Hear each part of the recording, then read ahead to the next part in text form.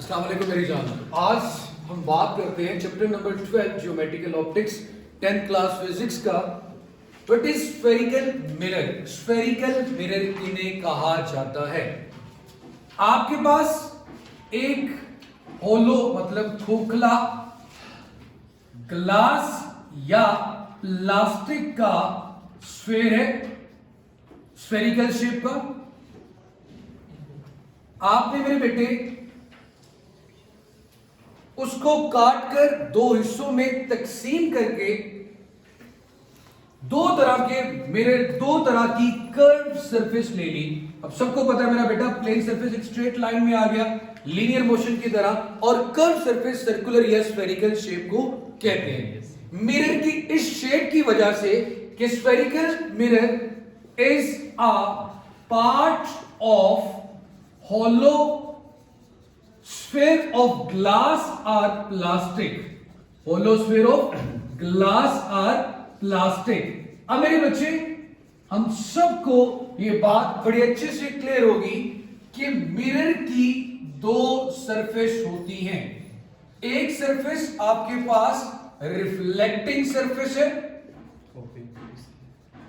दूसरी सरफेस आपके पास ओपेक है। रिफ्लेक्टिंग सरफेस का मतलब जिसमें हमें अपना इमेज नजर आता है, ओपेक का मतलब जहां से लाइट ब्लॉक होती है। अब मेरे बच्चे, ये दो तरह के मिरर, इनको वन बाय वन भी देखते हैं। सबसे पहले इस कटिंग के बिहाफ पे, अब इसकी कर्व सरफेस में मिरर की दो क्लासिफिकेशंस कर दी, मिरर को दो हिस्सों में तकसीम किया। दो तरह का मिरर है, एक आपके पास मेरे बेटे कॉनकेव मिरर,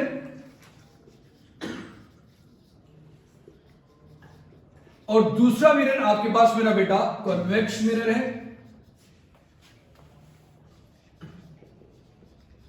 कॉनकेव मिरर एक ऐसा मिरर जिसकी इंटरनल सरफेस रिफ्लेक्टिंग हो। इस तरह आपने ड्रॉ कर दिया, ये इंटरनल सरफेस है, ये आपके पास अगर रिफ्लेक्टिंग सरफेस है, और आउटर सरफेस आपके पास ओपेक है। आउटर का मतलब बाहर वाली surface. A mirror whose inner surface is reflecting and outer surface is opaque,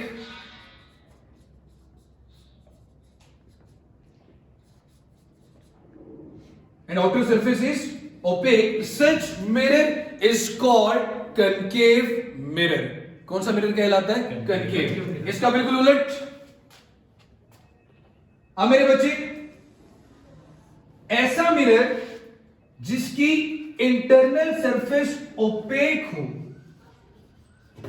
और बाहर वाली सरफेस उभरा हुआ मिरर, जैसे आप देखते हो मोड़ के ऊपर, ऐसा मिरर जिसकी आउटर सरफेस, ये आउटर है मेरा बेटा, ये रिफ्लेक्टिंग हो, ऐसे मिरर को हम कन्वेक्स मिरर का नाम देते हैं।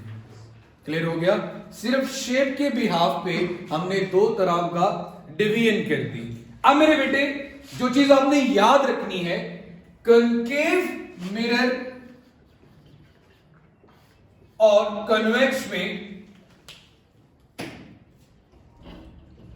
कॉनकेव मिरर इमेज और कन्वेक्स मिरर का इमेज, कॉनकेव मिरर के पास दोनों ऑप्शंस मौजूद हैं। वो इमेज रियल भी बना सकता है, वो इमेज वर्चुअल भी बना सकता है, गैर हकीकी और हकीकी इमेज। दोनों में क्या फर्क होता है?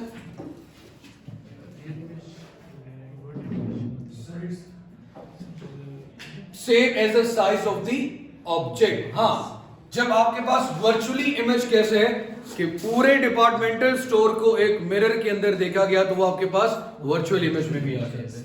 अब मेरे बच्चे, यहां पे डिपेंड करती है, depends upon the position of object, object की पोजीशन पे डिपेंड करता है कि इमेज कहां पे बनेगा और किस नेचर का बनेगा।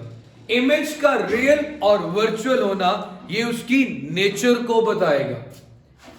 कन्वेक्स मिरर इमेज हमेशा वर्चुअल ही देगा, रियल इमेज नहीं बना सकता। कौन सा मिरर मेरा बेटा? Convex mirror. सबसे पहले what is spherical mirror? A spherical mirror is a part of hollow sphere which is made up of glass or plastic. In mirror there are two surfaces, one is reflecting and other one is opaque, and that surface which is opaque is painted with lead oxide, is painted with lead oxide. यहां तक मेरे बेटे clear है और आप लोग भी इसका स्क्रीनशॉट भी ले सकते हैं। इसके बाद मेरे बच्चे हम कुछ और पॉइंट्स को डिस्कस करते हैं। मैं उस चीज को रेस कर दूं बेटे? Yes sir.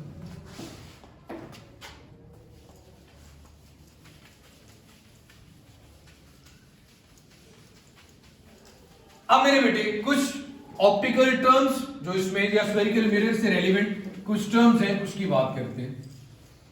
सबसे पहले मेरा बेटा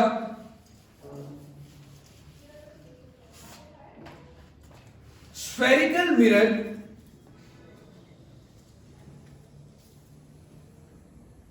जिस स्फीयर को काटकर बनाए जाते हैं उस स्फीयर के सेंटर को, उस स्फेरिकल शेप के सेंटर को हम नाम देते हैं सेंटर ऑफ कर्वेचर का। उसको हम नाम देते हैं मेरा बेटा सेंटर ऑफ कर्वेचर का। सेंटर ऑफ कर्वेचर से मिरर के या स्फेरिकल के या स्फीयर के किसी भी पॉइंट तक का डिस्टेंस ये हमारे पास होता है रेडियस ऑफ कर्वेचर।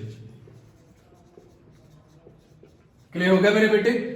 और यहां पे भी अगर मैं इसकी पार्टीशन करता हूं दो तरह के मिरर, एक मिड पॉइंट ये बनता है और एक मिड पॉइंट ये बनता है। यहां पे अगर मिरर ड्रॉ करें तो कर्व सरफेस का जो मिड पॉइंट है इंडिविजुअली कनकेव या कन्वेक्स मिरर का जो मिड पॉइंट है उसकी कर्व सरफेस पे, मैं रिपीट लफ्ज कर रहा हूं, कर्व सरफेस पे उस मिड पॉइंट को मेरा बेटा हम नाम देते हैं पोल का या फिर उसको कहा जाता है वर्टेक्स।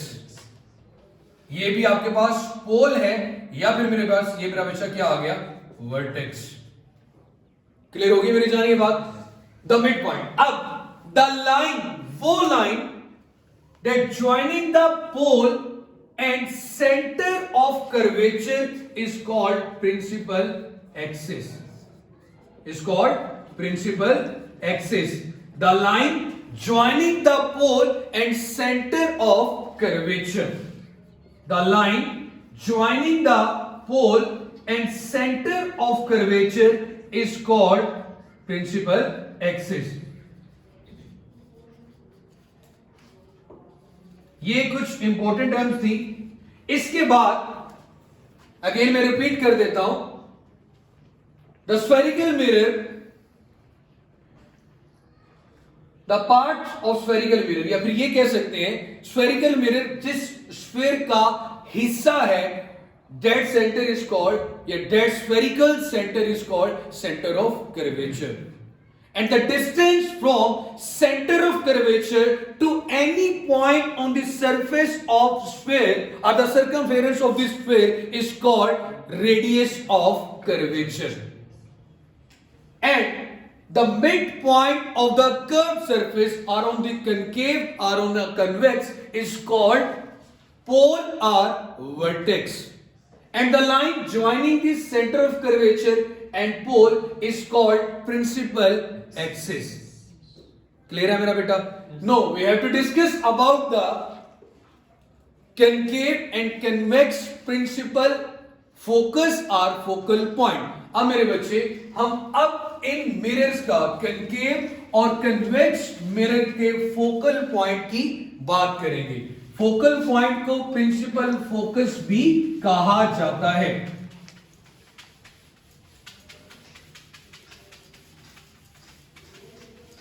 सो मेरे बच्चे, सबसे पहले यहां पे हम कनकेव मिरर का प्रिंसिपल फोकस ड्रॉ करते हैं, डिस्कस करते हैं। जरा ध्यान से सुनिएगा, बहुत इंपॉर्टेंट है ये।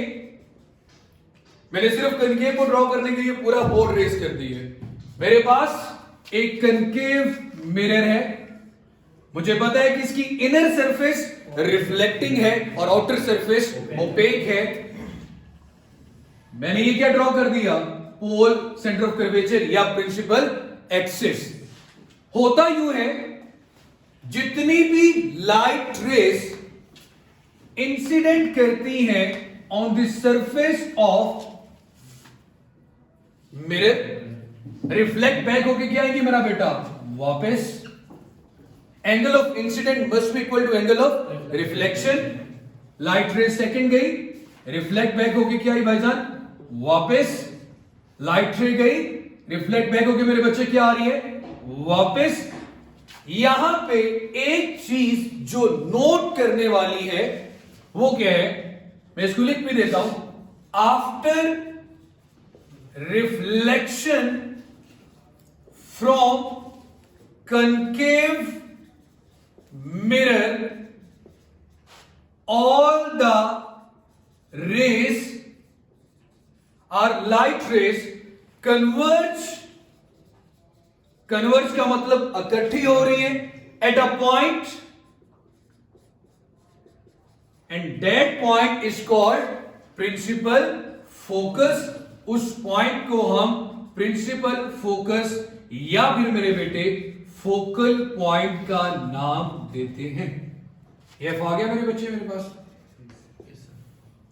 अब लाइट रेस का रिफ्लेक्ट होना after reflection from a concave mirror और एक पॉइंट पे इकट्ठे या कन्वर्ज होने की वजह से कनकेव मिरर का दूसरा नाम कन्वर्जिंग मिरर भी है। कनकेव मिरर का दूसरा नाम कन्वर्जिंग मिरर भी है। यहां तक क्लियर है मेरे बच्चे? अब क्योंकि सारी रेस क्या हो रही है, कन्वर्ज हो रही है एक पॉइंट पे।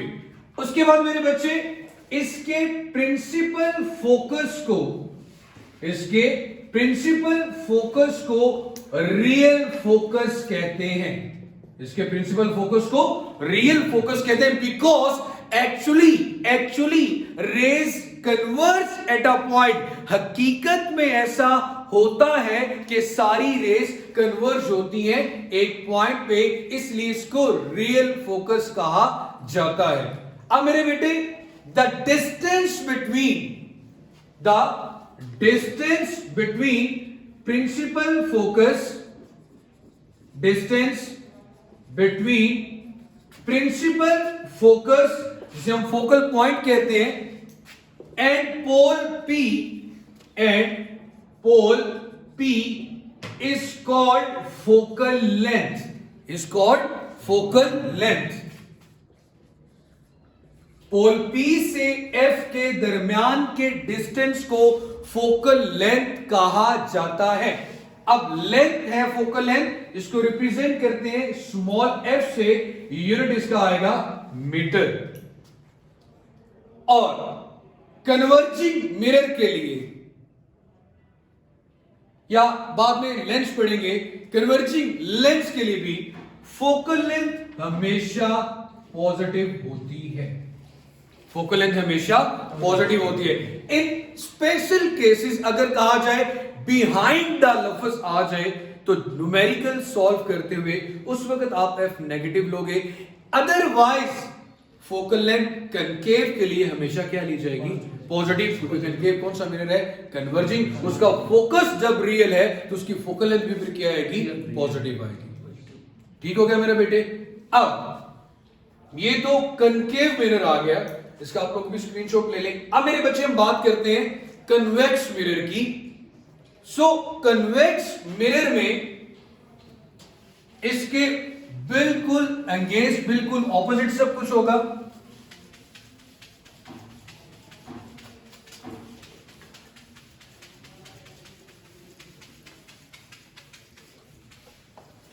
मेरे बच्चे, convex mirror, principal focus for convex mirror, principal focus for convex mirror. मैं मोस्टली इस तरह ड्रॉ करता हूं ताकि आसान हो जाए, क्लियर हो जाए कि ये मिरर ही उभरा हुआ इमेज है। यहां हमने ड्रॉ कर दिया प्रिंसिपल एक्सिस, ये पोल है। यहां से क्या होता है भाईजान, all the rays that incident on the surface of convex mirror definitely they will reflect back. Angle of incident must be equal to angle of reflection. लेकिन फर्क क्या आएगा जनाब कि all the rays that reflect from the surface of convex mirror they will diverge, फैल जाएंगी, किसी एक पॉइंट पे आके इकट्ठी नहीं होंगी। इट मीन इसका हकीकत में फिर प्रिंसिपल फोकस नहीं बनेगा। सो यहां पे आप लिखेंगे after reflection from convex mirror, after reflection from convex mirror, all the rays diverge and actually do not pass through focal point that pass through focal point। That's why इस वजह से its principal focus is called virtual focus। its principal focus is called virtual focus। its principal focus is virtual। अब हम यहां पे एक principal, एक virtual focus कैसे ड्रॉ करते हैं, मैं इस लाइन को थोड़ा सा एक्सटेंड कर देता हूं, और जहां पे इंसिडेंट पॉइंट है रिफ्लेक्टेड और इंसिडेंट रे का, यहां से डॉटेड लाइन लगा दी। हकीकत में फोकस नहीं है बल्कि वर्चुअली हम उसको क्या कर रहे हैं, ड्रॉ कर रहे हैं। तो ये क्या बन रहा है, बिहाइंड द मिरर।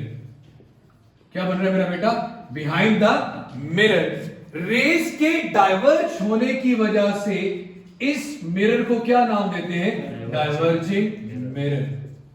और प्रिंसिपल का रियल ना होना, बिहाइंड द मिरर बनना, और रेस का एक्चुअली एक पॉइंट पे इकट्ठा ना होना, इन सब की वजह से हम फिर इसकी फोकल लेंथ को क्या लेते हैं मेरा बेटा, नेगेटिव, और इमेज भी यहां से क्या बनता है, वर्चुअल। क्लियर होगी बच्चे ये बात।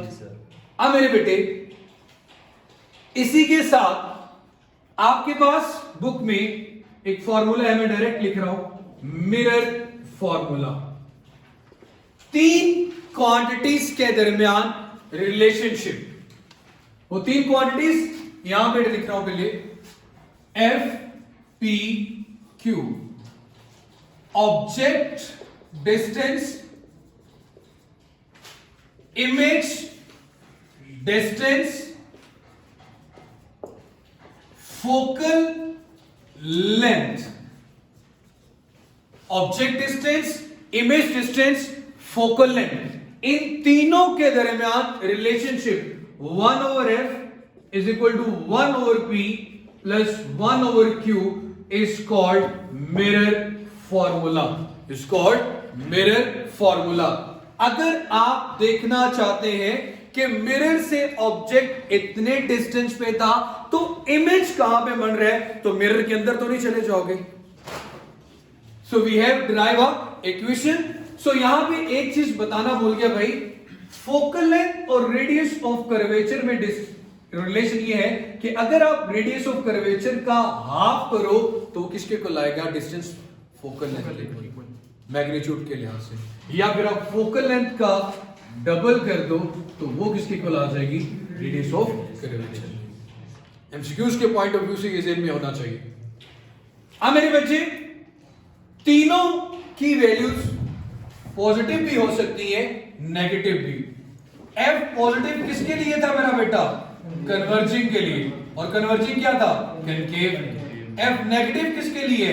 डाइवर्जिंग के लिए। और डाइवर्जिंग क्या है? कन्वेक्स। और इमेज इज मोस्टली पॉजिटिव ही होता है, चाहे वो कनकेव में हो या कन्वेक्स में हो। मिरर के सामने ही खड़ा होगा object. So negative in case कि अगर आप ऑब्जेक्ट को भी बिहाइंड द मिरर ले जाओ। इमेज डिस्टेंस रियल इमेज के लिए Q की वैल्यू क्या आएगी? पॉजिटिव। और वर्चुअल के लिए Q की वैल्यू क्या आएगी? नेगेटिव। यहां पे भी आप पॉजिटिव और नेगेटिव का ये रियल और वर्चुअल की रीजन मेंशन कर सकते हैं। तो ये स्फेरिकल मिरर का जितना इंपॉर्टेंट पार्ट था या जितना पोर्शन इंपॉर्टेंट था वो मेरा बेटा मैंने इस लेक्चर में आपको कंप्लीटली बता दिया है। लेक्चर को पूरा सुना करें। बड़ा अच्छा एक भाई का डायलॉग भी है, वो लाइन भी बोलते हैं कि सबसे पहले डॉट्स हैं, डॉट्स मिलकर सेंटेंस बनाते हैं और सेंटेंस मिलकर कॉन्सेप्ट बनाते हैं। So love.